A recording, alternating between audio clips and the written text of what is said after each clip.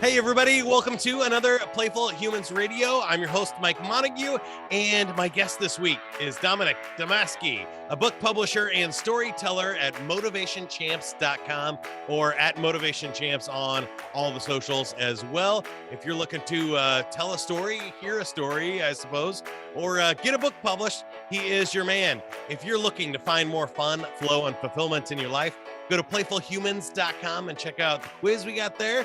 Find out what type of playful personality you have, or join our club and have some more fun with other adults rediscovering the power of play. Here we go. Don't wait for tomorrow.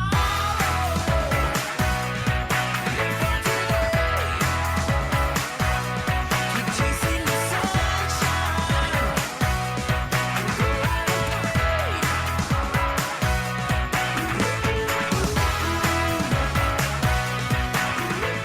All right, Dominic, we like to start with the joke of the week.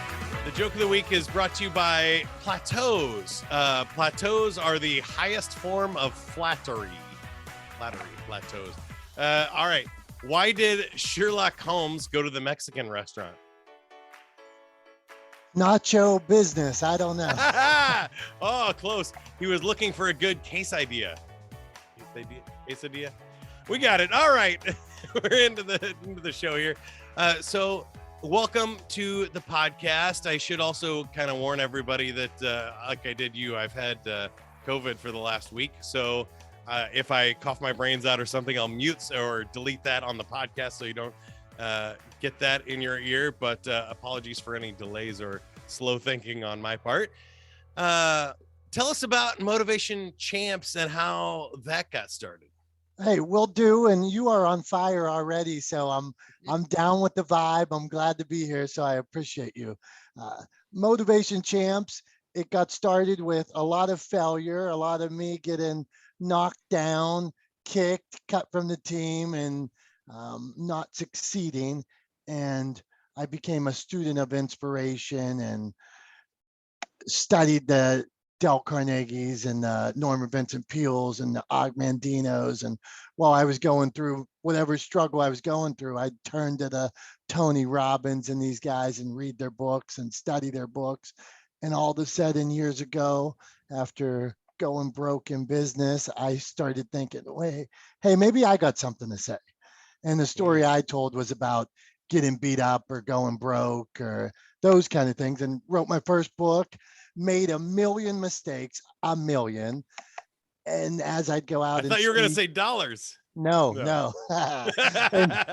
And so as I'd go out and start speaking, people would start to say, hey, can you help me write a book? Can you tell me how you did it?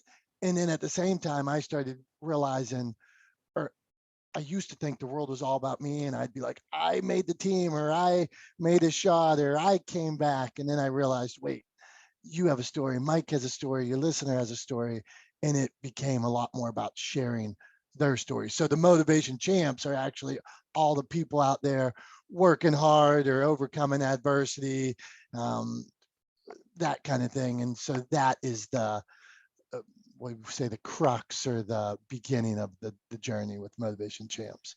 I love that. It sounds very familiar to me. My dad was a salesperson and fan of psychology and stuff. So even growing up, before he found Sandler training and became a full-time trainer, that was when I was in high school. Even younger, he kind of got us into motivational stuff, and he would listen to these tapes and CDs in the car and things when we were driving around. So we got Dale Carnegie and Zig Ziglar and stuff in our automobile university back in the day.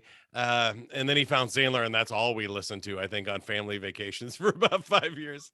But I say all that because I think there are some interesting stories there. Whenever you get to be like this motivation junkie a little bit, there can be a difference between like a entrepreneur, a lot of people like thinking about it and dreaming about it, but not ever taking action. Or when you do take action, a lot of imposter syndrome of like, well, I haven't done anything. I've been a failure. Why is my story important compared to somebody that has won a Super Bowl or, American Idol or something. So on this podcast, we talk a lot about adults kind of playing for a living, getting out and doing Yeah. whatever their calling or fun thing is. Do you relate to either side of those things? Either, you know, dreaming about it and not taking action, or taking action and then going, wait a second. Is this my thing? Which one Yeah. is Well, kind of closer to your story? check, and check. So I've been on both sides and I respect both sides and I feel and empathize for the people going through either, right? So I've been after, so early in my 20s, I had a restaurant. I went broke, lost $500,000, right? I thought I was going to be the next TGI Fridays.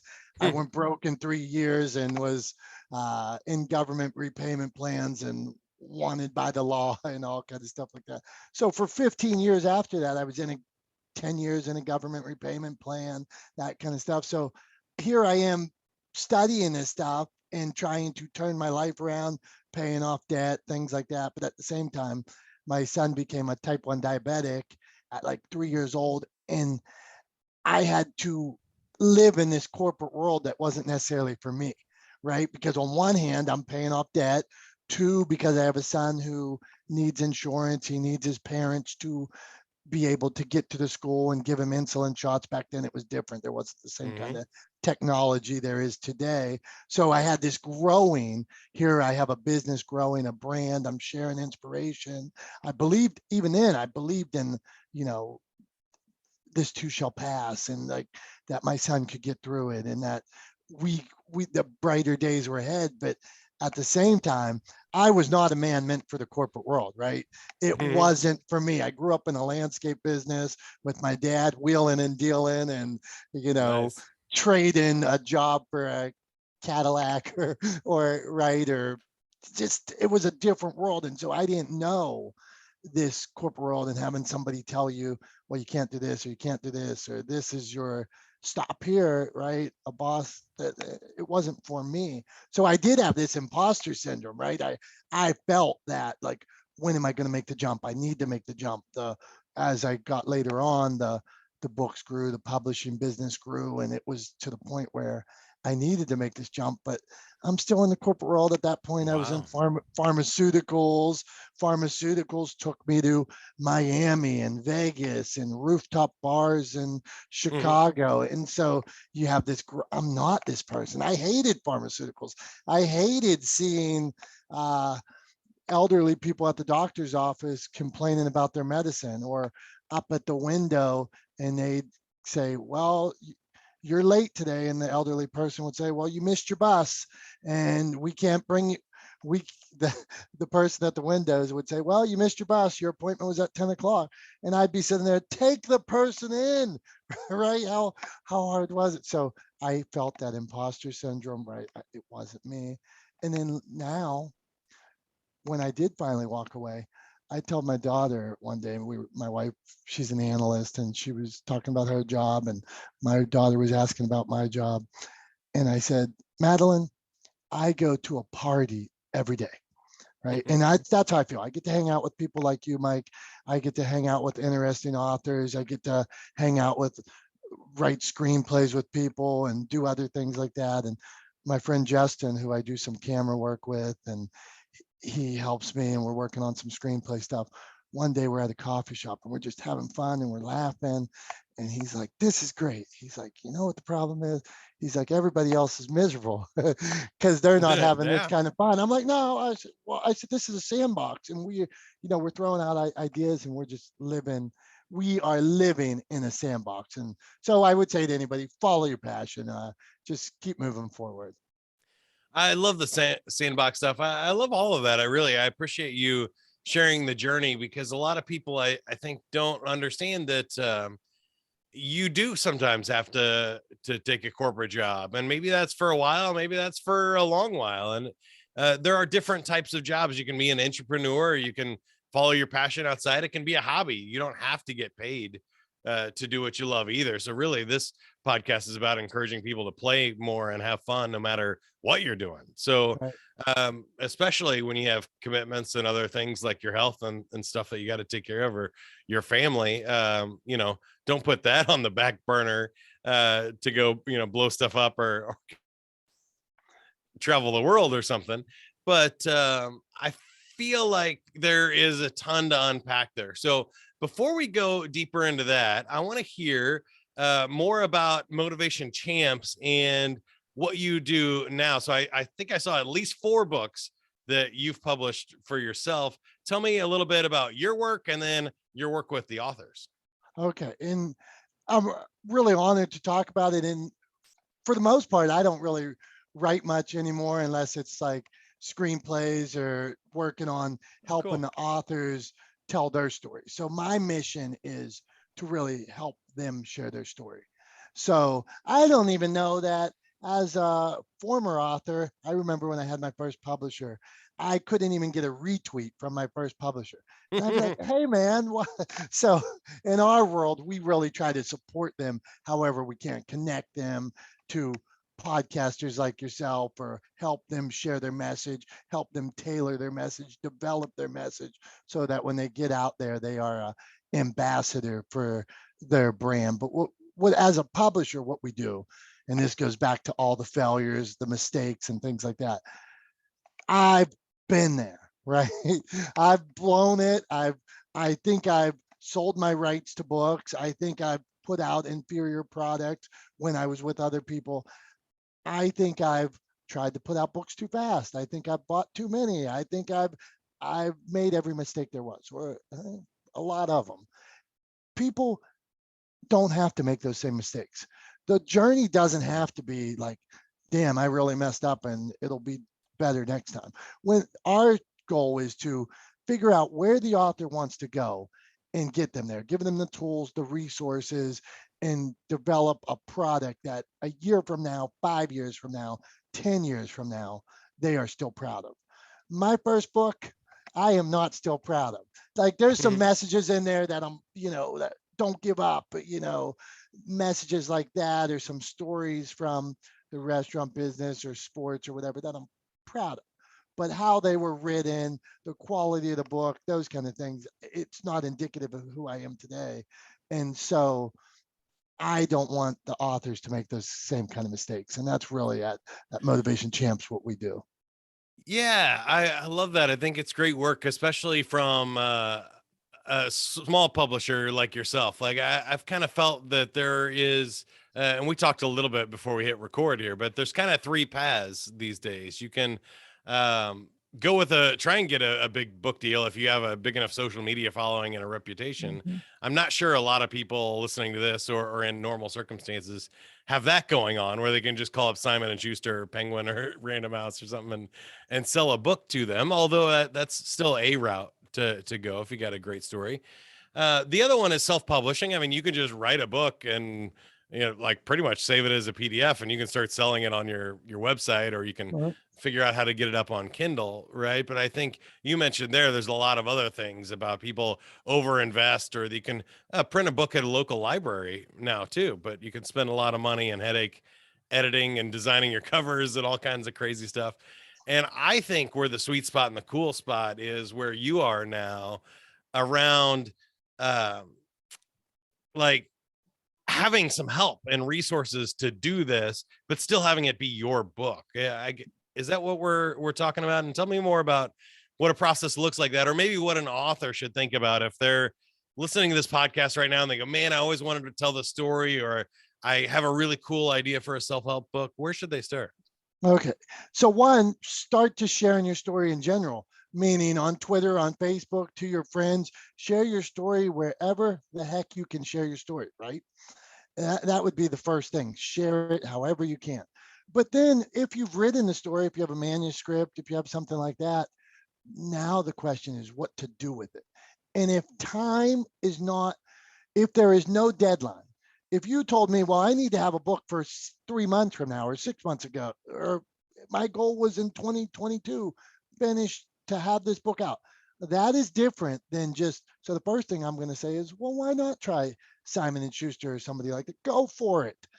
Send 100 query letters, and maybe it's the day that they're looking for a book on playful humans, or Hmm. whatever it is. Maybe today they're like, we really want to invest in that.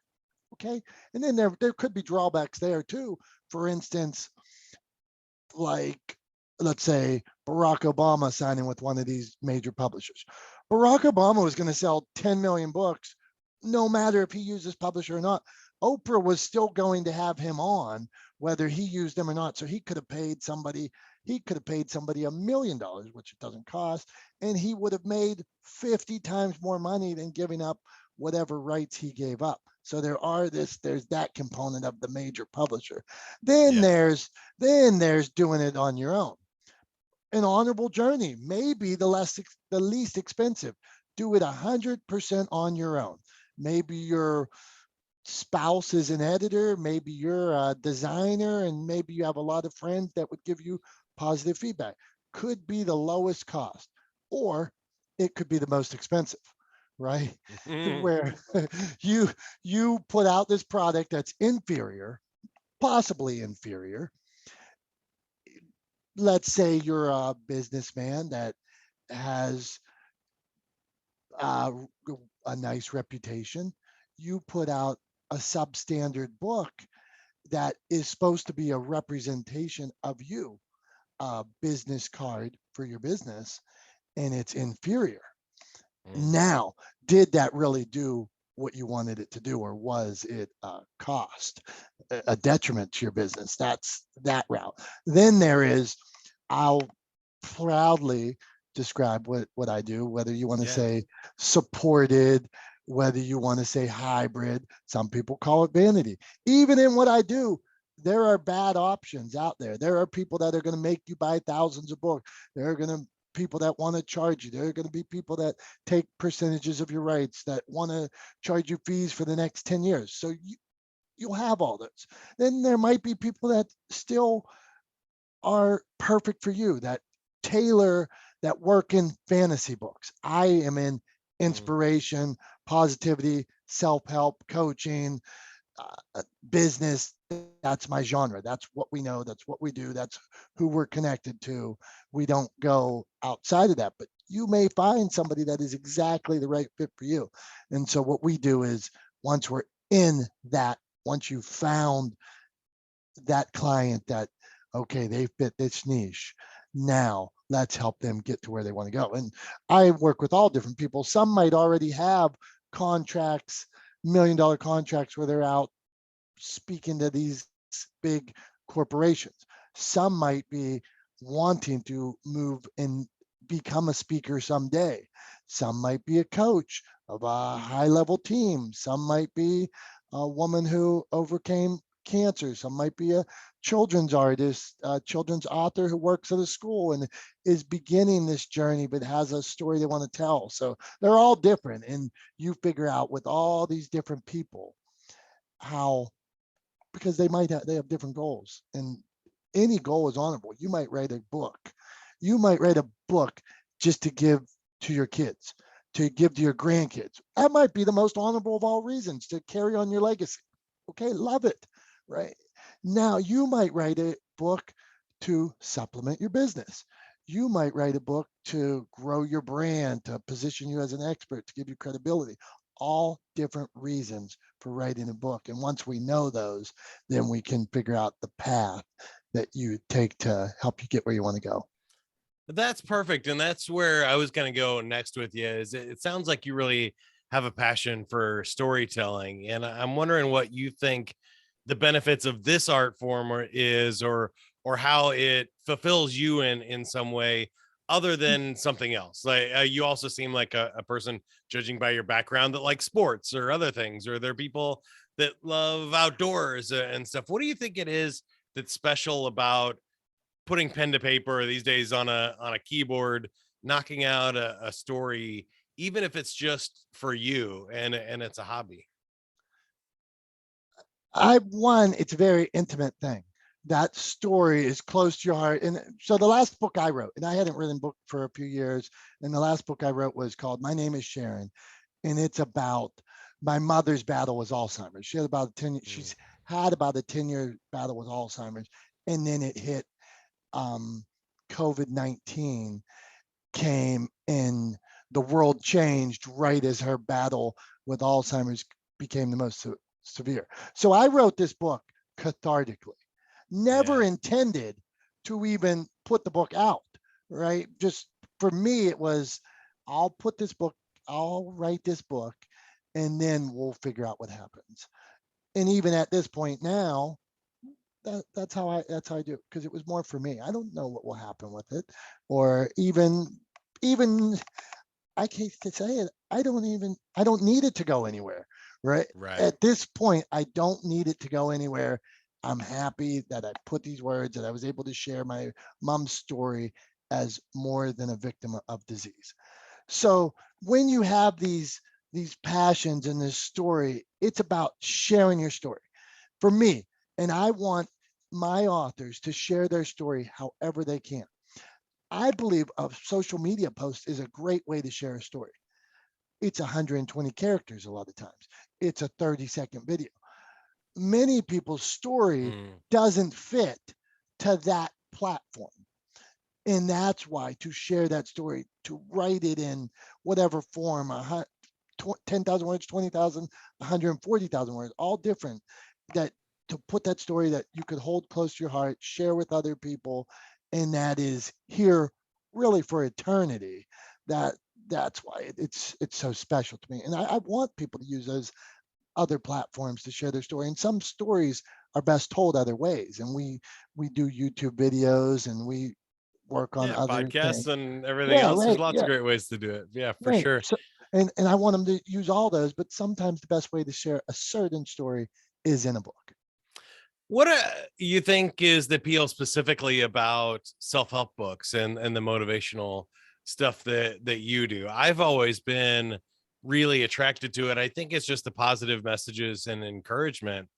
For me, I would rather read something that was self-help than nonfiction. For me, I have to really struggle to get myself to read or something that's, well, I guess I can do the biographies and things, but a fiction story. I loved Douglas Adams or science fiction sometimes, but the Harry Potter books or Game of Thrones, where it's like I'm going to spend a lot of time in something that isn't going to directly help me. It's entertainment. I Mhm. struggle with. So I find it as like, if I'm going to spend time reading, I might as well spend something reading it that's going to benefit me. But what have you found in your world, in your space with your authors, as the draw for the self-help slash motivation books? One, I think it is to create a, make a difference. I Mm. think the author's writing most of the time, when we really dig down and say, what is the goal? No, deeper, deeper, deeper. What is the goal? I want to help one person. Okay. I want to help one person not go through the same struggles. I want to help one person that's battling. They say, your story is someone else's survival guide. And deep down, that's where, when you get to it, most of the time, that's the author's goal, is to help somebody else. And then they stay true to that mission by, if that's really the goal, and one person picks it up today, one person listens to this podcast today and smiles, you won and I won, right? Because Hmm. my goal is to share inspiration, smiles, and positivity and help other people do the same. So I win by being on your show. If one person has a better day, right? You win because you want people to, you want playful humans and they're having fun and they're able to have a little lighter day. So some people will look at self-help and the genre and say, oh, that's corny. And what they really don't understand is, and here's where I dig in here, is inspiration is different for everybody. Mm. And when you come to me, when I work with people, inspiration is like medicine. Everybody takes a different dose. My dad, and they consume it different ways. So my dad might go walk in the, he's a certified arborist. He might go walk in the woods and touch trees like this. Somebody else might go for a run. Somebody else might go fishing. Somebody else might lift weights. They might read these books. They might study relationship. So for me, now, rather than somebody saying and pigeonholing this genre and saying, oh, this is corny, Well, I say, no, what's you're not understanding. Inspiration is different for everybody. So it could be a book about fishing. It's the Right. love, the passion. It could be this athletic endeavor. It could be climbing Everest. That inspiration is different for everybody. I love that. Last question here, and then we'll play a game. What's on your fun bucket list? Fun bucket list. I want to, and my wife does not like this idea, but I'm one of these people that you keep setting like challenges and think, what could I, whether it's a tough mother or swimming. I want to do an open water swim. I want to swim 1 mile, but that's different. Yeah. I would like to rock climb. Never done it. I would like to hook up some ropes and try rock climbing. My friend Nick says he has some rope. So if he's listening, Nick, let's do it. That sounds great. There are, the indoor stuff you can start practicing on those, but I've done it a few times. It was great. I'll give you a piece of advice here. A little bit safer for the wife, but if you've never been spelunking, going into caves and stuff, especially around the Midwest, there's some spectacular ones. Really cool. You get the climbing kind of experience, but you're inside and there's a lot of bat guano and stuff. But other than that, it was a really cool experience, unlike anything else I've ever done before. But I did enjoy the high rock climbing too, but I'm a little bit afraid of heights. So I'll skip that one, let you do that one as we go. You want to play a game? Let's do it. Come on. I've been waiting. All right. We got 10 games that we could play. We're going to spin our wheel and see which one you get. You got Survey Says. Survey Says is pretty easy. We asked 100 people online a question. If you get one of the top answers, you win. We're looking for 2 out of 3 on the board here, Dominic. All right. Name something associated with London. Big Ben. Number 1 answer. There you go. Big Ben. Those of you playing the home game, we also got the London Bridge, the Queen, Fog, and England. That's what people said there. All right. Number 2, name a reason people give to their boss when they need a raise. When they're asking for a raise, what is their justification? I am overperforming. There you go. Working hard or extra duties on the top of the list. So another number 1 answer for you there. Cost of living, number 2. Family, baby, have worked there for a long time, and they have a better job offer. I was going to say that one. And last one, this is the fun one here. Name a celebrity who has gone postal at least once. Gone postal at least once. Well, this is from 2019 or early. My favorite person, and I'm in the Free Britney train, and she was freed, so I will go Britney Spears. Number 1 answer again. You got 3 number 1s. I think that's the first time we've had it. Britney Spears up there. I'm so glad she was freed too. I'm on the Free Britney train. Mel Gibson, Tom Cruise, Russell Crowe, and Alec Baldwin all also made the list there. So congratulations, a free 30-second commercial for you, my friend. Anything asks or gives for the audience? How can we help you? Yeah, I would give you this. This is the best sales pitch right here. It is, don't be afraid of 2022. Brighter days are ahead. We've been through some hard times as a whole, so just keep your head up. Brighter days are ahead. That's my pitch. I love it. Dominic Damaski. You can find him at motivationchamps.com, or just follow Motivation Champs on any of the social media channels, and you will reach out to him as well, especially if you have a story to tell in the motivational or self-help genre. But even outside of that, if you got a story to tell, I'm sure he can direct you to the right resources as well. If you're looking for more information on Playful Humans, go to playfulhumans.com, or you can help us out by clicking subscribe right now, anywhere you're listening or watching this podcast, and share the episode with somebody you think that needs to hear it. If you know anybody that's got a great story they need to tell, share it with them and then go play. Tomorrow, live for today. Keep on chasing the sunshine.